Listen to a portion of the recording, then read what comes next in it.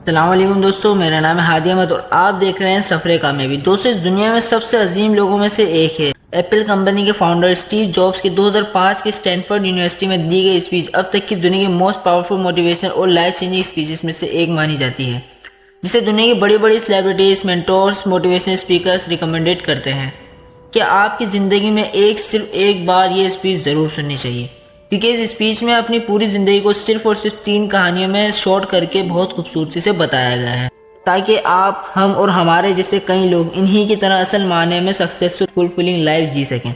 तो हम इस वीडियो में स्टीव जॉब्स की लाइफ के 50 साल के एक्सपीरियंस और नॉलेज को आप लोगों के साथ शेयर करने वाले हैं, स्टीव जॉब्स की स्पीच और उन्हीं की आवाज़ में। सफरे कामयाबी में एक बार फिर से खुशामदीद। तो स्टीव जॉब्स कहते हैं कि मेरी पहली कहानी कनेक्टिंग द डॉट्स है, जो कि मेरे जन्म से शुरू होती है। फरवरी 25, 1954 को अब्दुल फतेह जंदाली और उनकी वाइफ जेनी स्कीबल इस बेबी बॉय के पेरेंट्स बने। जेनी स्कीबल के फादर ने कभी इनके रिलेशनशिप को एक्सेप्ट नहीं किया, जिसकी वजह से स्टीव जॉब्स की रियल पेरेंट्स को अलग होना पड़ा और स्टीव जॉब्स को उन्होंने एडॉप्शन के लिए छोड़ दिया। जेनी खुद एक कॉलेज ग्रेजुएट थी। वो चाहती थी कि मेरे बेटे को अडॉप्ट करने वाले भी ग्रेजुएट होने चाहिए। स्टीव जॉब्स के पैदा होने से पहले ही ये डिसाइड हो गया था कि उन्हें एक लॉयर उनकी वाइफ अडॉप्ट करेंगी, लेकिन जैसे ही स्टीव जॉब्स का जन्म हुआ और वो इस दुनिया में आए, उन्होंने स्टीव को अडॉप्ट करने से ही मना कर दिया, क्योंकि वो दोनों एक बेटी को गोद लेने की ख्वाहिश कर रहे थे। वहीं एक दूसरा कपल भी था जिन्हें वेटिंग लिस्ट में डाला गया था। तभी कैलिफोर्निया के इस कपल को कॉल आया और इनसे पूछा गया कि एक लड़का पैदा हुआ है, क्या आप इसे गोद लेने में इंटरेस्टेड हैं?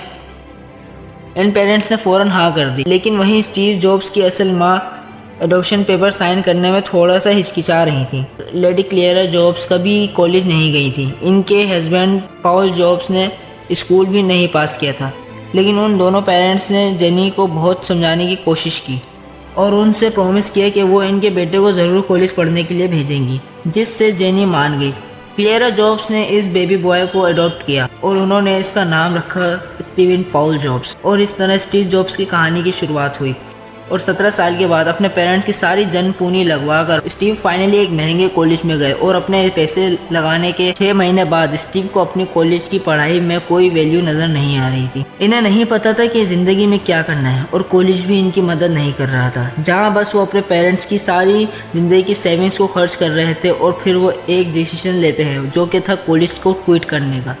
वो बस इस होप में छोड़ देंगे कि सब कुछ एक न एक दिन ठीक हो ही जाएगा। इस टाइम ये डिसीजन लेना उनकी सबसे बड़ी बेवकूफ़ी लग रही थी। उन्हें भी बहुत डर लग रहा था, लेकिन ये इनकी लाइफ का सबसे बेस्ट डिसीजन लेना साबित हुआ। कॉलेज छोड़ने के साथ ही वो इन क्लासेस को भी छोड़ चुके थे जो इन्हें पसंद नहीं थी, और अब वो इन चीज़ों पर फोकस कर पा रहे थे जो इनका एक्चुअल में इंटरेस्ट था। लेकिन ये सब इतना आसान नहीं था। इनके पास खाने को कुछ नहीं होता तो वो 5 सेंट्स में कोक की खाली बोतलें बेचा करते थे।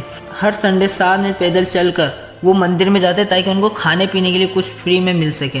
अपने इंटेंशन को फॉलो करते हुए वो अपनी कॉलेज में कैलीग्राफी से इंटरेस्टेड हुआ, जहाँ पूरी कंट्री में सबसे बेस्ट कैलीग्राफी सिखाई जाती थी।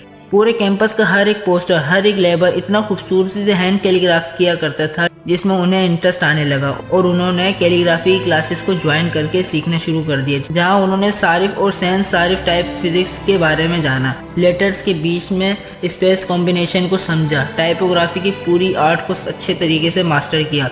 ये सब करते वक्त इन्हें ज़रा भी आइडिया नहीं था कि ये इनकी लाइफ में एक्चुअली कैसे काम करने वाला है।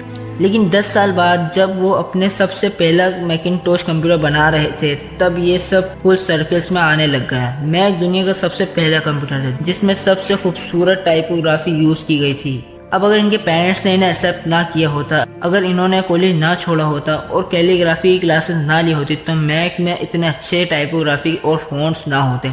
इनफैक्ट सिर्फ मैक में ही नहीं, क्योंकि विंडोज ने भी मैक को ही कॉपी किया है, तो इसलिए दुनिया के किसी भी कंप्यूटर में ये सब नहीं होता। लेकिन उस वक्त भी फ्यूचर को देख पाना इम्पॉसिबल था। स्टीव को नहीं पता था कि वो जो कर रहे हैं, जो डिसीजन वो ले रहे हैं, वो कितने पॉजिटिव या कितने नेगेटिव, इनके लाइफ के कितने अच्छे या बुरे हो सकते हैं। लेकिन आज हम पीछे मुड़कर सारे डॉट्स को कनेक्ट होता देख सकते हैं। इसलिए स्टीव कहते हैं कि आपको भरोसा करना होगा। आप जो कर रहे हो कैसे, लेकिन किसी न किसी तरीके से आपके क्रिएटिव फ्यूचर को ऑब्जर्व करेगा। वो कहीं ना कहीं आपके फ्यूचर में कनेक्ट करेगा। सारे डॉट्स एक एक करके आपस में कनेक्ट होने लगेंगे। अब चाहे आप इसे लाइफ कहो, destiny, fate, karma, gut feeling, कुछ भी, क्योंकि जब आप ये बिलीव करने लगते हो कि आपके साथ जो कुछ भी हो रहा है वो आगे जाके अच्छे फ्यूचर से कनेक्ट ज़रूर होगा। ये माइंडसेट आपको कॉन्फिडेंस देता है अपने हार्ट को फॉलो करने के लिए। आपको रिलीज होता है कि आपकी लाइफ में जो कुछ भी हो रहा है इन सब के पीछे एक डिटरमिनेंट है, जो आपको तब समझ में आएगा जब ये सारे डॉट्स आगे जाके एक दूसरे से कनेक्ट होने लगेंगे। और आगे जाकर मेरी सबसे भयानक कहानी लव एंड लॉस्ट की शुरुआत होती है। स्टीव जो अपने दोस्त स्टीव वोजनियाक के साथ मिलकर अपनी गैराज में एप्पल की शुरुआत करते हैं। उस टाइम दोनों ही अपनी अर्ली 20s में थे। दो लोगों के साथ एक गैराज में शुरू हुआ बिजनेस अगले 10 साल 4000 एम्प्लॉयज और $2 बिलियन की कंपनी बन गई। स्टीव अभी 30 साल के ही हुए थे। उन्होंने अपना बेस्ट प्रोडक्ट मैकिन्टॉश रिलीज ही किया था, लेकिन उन्हें अपनी ही कंपनी से, जिस कंपनी को उन्होंने दिन रात खड़ा किया था, उस कंपनी से ही उनको निकाल दिया गया। स्टीव ने अपनी पूरी जवानी अपने अडल्ट और जिस पर काम किया था वो सब उनसे छीन लिया गया। उन्हें कुछ समझ नहीं आ रहा था कि अब आगे क्या किया जाए। वो एक पब्लिक फिगर बन चुके थे। उस टाइम में उन्हें अपनी लाइफ का सबसे वर्स्ट और बुरा फेस लग रहा था, लेकिन एप्पल से निकाला जाना उनके लिए उनकी लाइफ का सबसे अच्छा और इम्पोर्टेंट मानना साबित हुआ। स्टीव कहते हैं, the heaviness of being successful was replaced the lightness of being a beginner again. और अगले 5 साल उनकी लाइफ के सबसे क्रिएटिव पीरियड में से एक बने। उस टाइम उन्होंने अपनी नेक्स्ट नाम की नई कंपनी शुरू की और एक और कंपनी पिक्सार को भी शुरू किया, जिसने दुनिया की सबसे पहली एनिमेटेड मूवी बनाई, फ्यूचर फिल्म टॉय स्टोरी। और आज पिक्सार दुनिया का सबसे सक्सेसफुल एनिमेशन स्टूडियो है। उसी दौरान स्टीव अपनी वाइफ से भी मिले। स्टीव ने नेक्स्ट में जो टेक्नोलॉजी यूज़ की थी उसे देख के अपनी नेक्स्ट को एक्वायर कर लिया, जिसने आगे जाकर एप्पल प्रोडक्ट्स में बहुत इंपॉर्टेंट रोल प्ले किया। इस पोजीशन के बाद स्टीव को दोबारा एप्पल कंपनी में बुला लिया गया। उनकी वाइफ लोरियन के साथ इनकी रिलेशनशिप अच्छी गुजरी। उनके 4 बच्चे भी हुए। अब अगर स्टीव को एप्पल से नहीं निकाला गया होता तो वो शायद अपनी लाइफ के सबसे हैप्पीनेस मोमेंट्स को जी नहीं पाते। स्टीव कहते हैं, जब भी लाइफ में कुछ बुरा होता है हमें कभी भी अपना यकीन नहीं खोना चाहिए। आपको हमेशा उसे ढूंढना चाहिए जिससे आप प्यार करते हो, चाहे वो कोई इंसान हो या कोई काम हो। आपकी लाइफ का अच्छा खासा हिस्सा आपका काम लेकर चलने वाला है। अपने काम से सेटिस्फाई रहने का एक ही रास्ता है, वो काम करो जिससे आप ग्रेट वर्क मानते हो। और ग्रेट वर्क करने का एक ही तरीका है, वो करो जिससे आप प्यार करते हो। अगर आपको वो काम नहीं मिला जिससे आपको प्यार हो तो ढूंढते रहो, बाकी किसी में भी सेटल नहीं हो। और इसी के बाद मेरी तीसरी और आखिरी स्टोरी शुरू होती है, मेरी डेथ की स्टोरी। असल में 17 साल की उम्र में स्टीव ने एक बोर्ड पढ़ा था, if you live each day as if it was your last someday your most certainly be right. यानी आप हर दिन को कोई ऐसे जीते हो जैसे ये आपका आखिरी लम्हा है, तो आप एक न एक दिन सही साबित हो ही जाओगे। अपनी पूरी लाइफ स्टीव हर सुबह उठकर एक ही सवाल करते थे खुद से, अगर आज मेरा आखिरी दिन होगा तो क्या ये सब मैं कर पाता जो आज मैं कर रहा हूँ। अगर लगातार कुछ दिन तक इसका आंसर नो मिलता रहता तो समझ जाते कि इनकी लाइफ में कुछ ना कुछ चेंज करने की ज़रूरत है। ये याद रखना कि एक न एक दिन हम मर ही जाएंगे, ये हमें अपनी लाइफ में डिसीजन लेने में बहुत मदद करता है, क्योंकि मौत के सामने सारी expectation, fear of failure, insecurities, ego, period सब कुछ गायब हो जाता है।